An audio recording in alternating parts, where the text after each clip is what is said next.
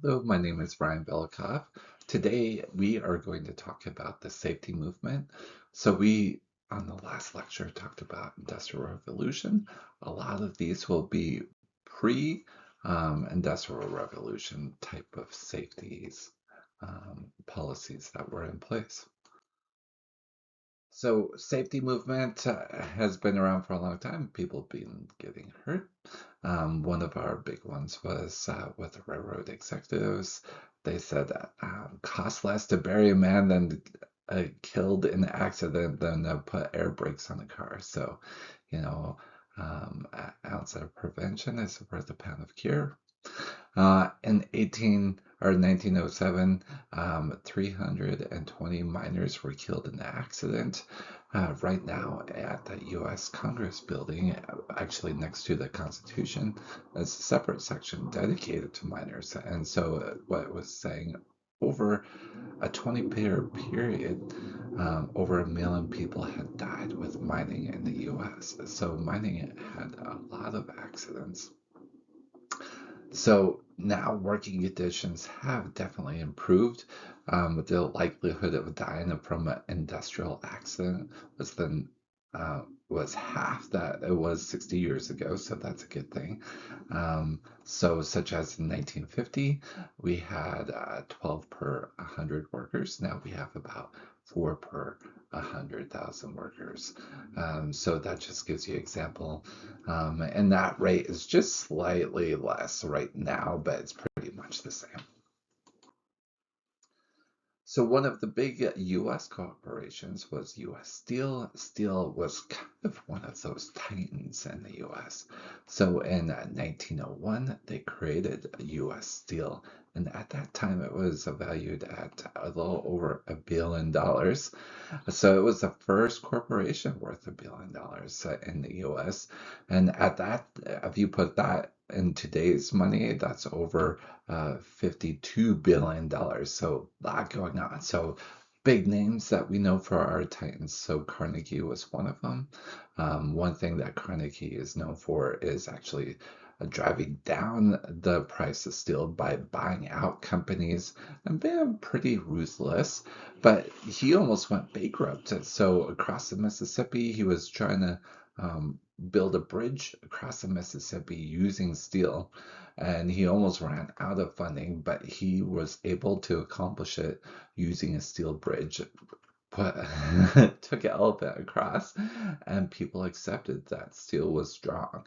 And so Carnegie, even though we now know him for museums and those type of things, at that time he was one of the people building those skyscrapers in New York and Chicago, but mostly New York.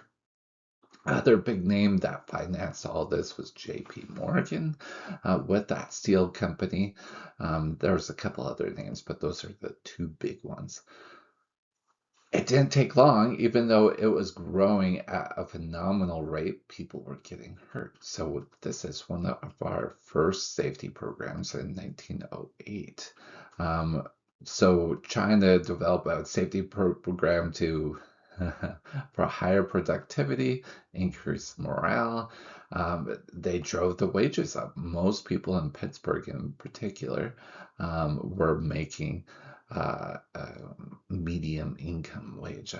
So this is kind of came from steel. So they had lots of things to say that the steel was safe. So on the top right here is one of those suits. It's an asbestos suit, which we know now is not very safe. Um, but they were trying.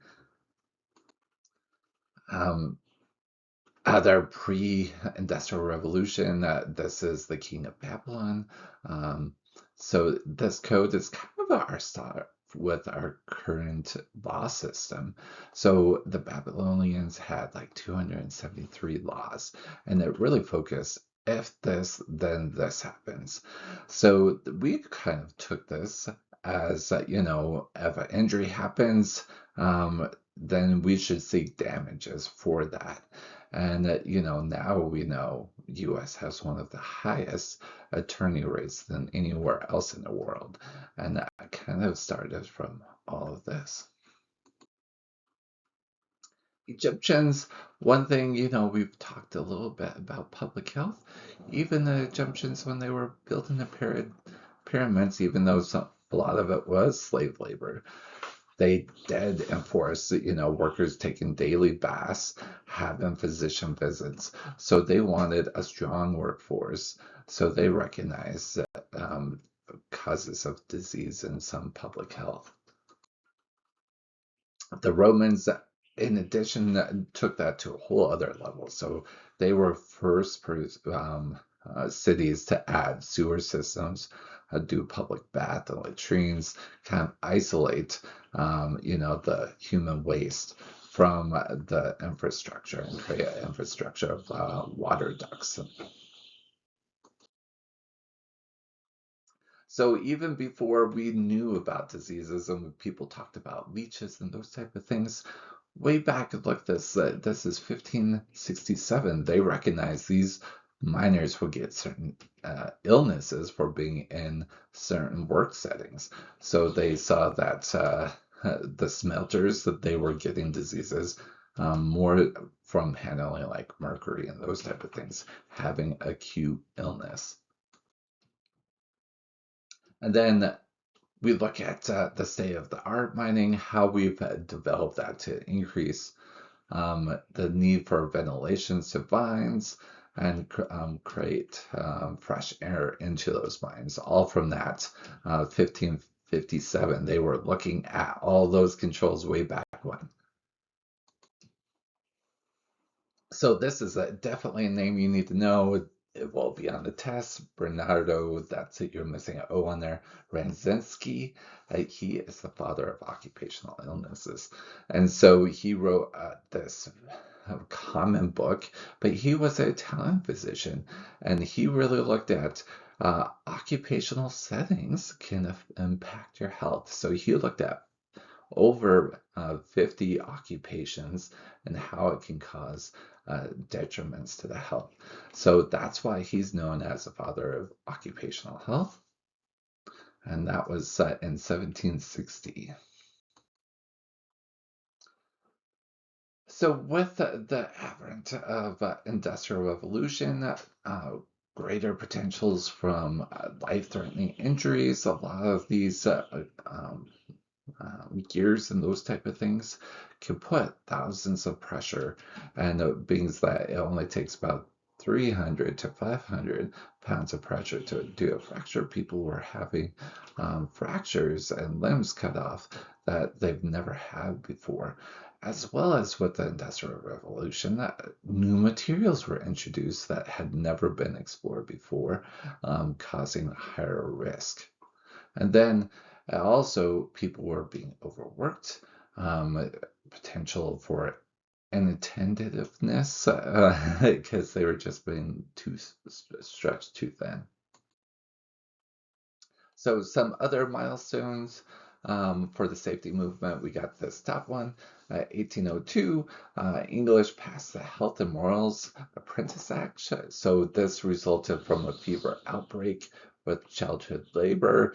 In the last lecture, we talked quite a bit about how children were working in the mills. Over 50% of the mills hired children at 10 years old. And as you know, there's lung conditions that can happen from breathing in cotton.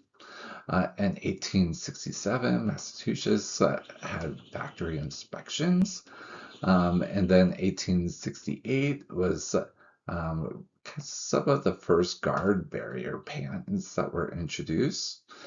1869, Bureau of Labor and Stats. So most of these accidents before then were never recorded. So even though we know that millions of people died at the time with mining, rarely, unless it was a big 1,000 people event, most of the time it went unnoticed and undocumented. So 1877, Massachusetts requires safeguards around machinery. Some other ones here for safety movements. In 1877, employer liability laws. So if there was a work accident, the employer was responsible. And 1907, the Department of Interior establishes a Bureau of Mines just because so many people who got hurt or died in mines. 1908, workers' compensation is introduced. One of our associations that's still around is the National Safety Council in 1913. So the loss for mining has continued. The big one for mining was in 1969 for the Coal Mine and Safety Act, especially affecting ventilation. Our big one for everybody, whether it's safety or industrial hygiene, is 1970 for the Occupational Safety and Health Act. There's been lots of other regulations like this one in 2000 for the registration of environmental safety.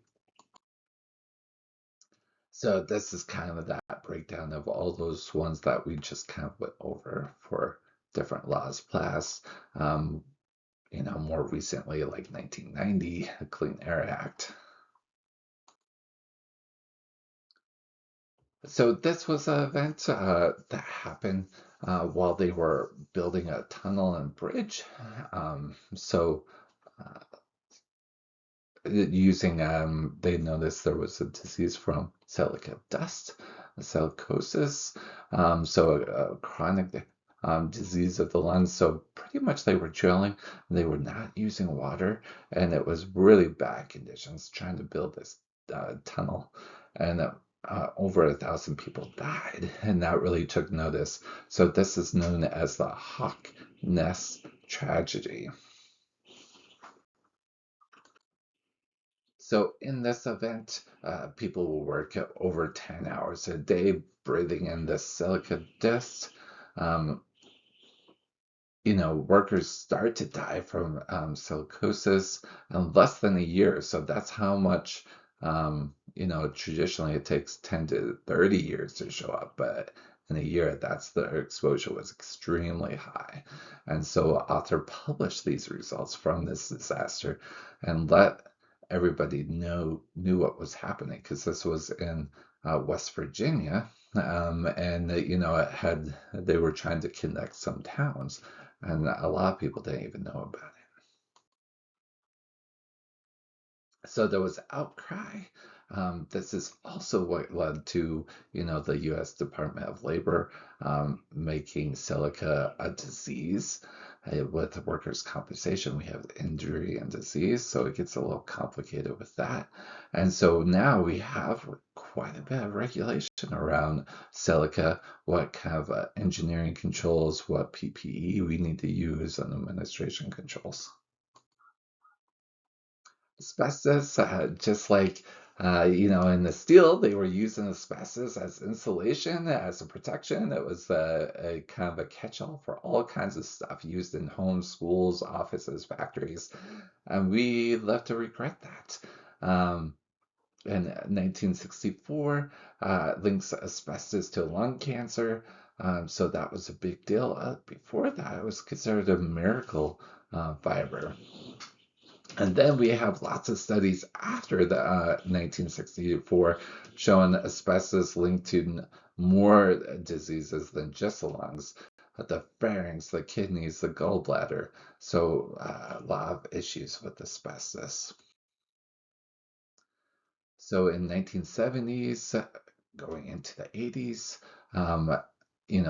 asbestos is designed as a controlled material. They're trying to, slowly make it go out with different standards and regulations, but still, all around the world, asbestos is being made. Other tragedy that's really well known.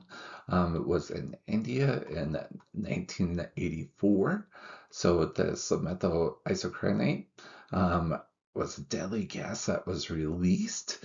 And it was a chemical plant. This chemical plant was owned in the US, but they had plants all over the world. In this, that gas went into the town, killed 3,000 people. And so this protective equipment, they knew there was a hazard there, but they didn't do anything about it. So this strategy, you know, found that it could have, exposed 50,000 people in this India town. So then the courts charged this corporation for the disaster. And the US got on board saying, all right, we need to monitor our plants more for our community. The India court found this company and fined them 470 million in damages. Um, and it really led to this US passing the Emergency Planning and Communities Right to Know Act.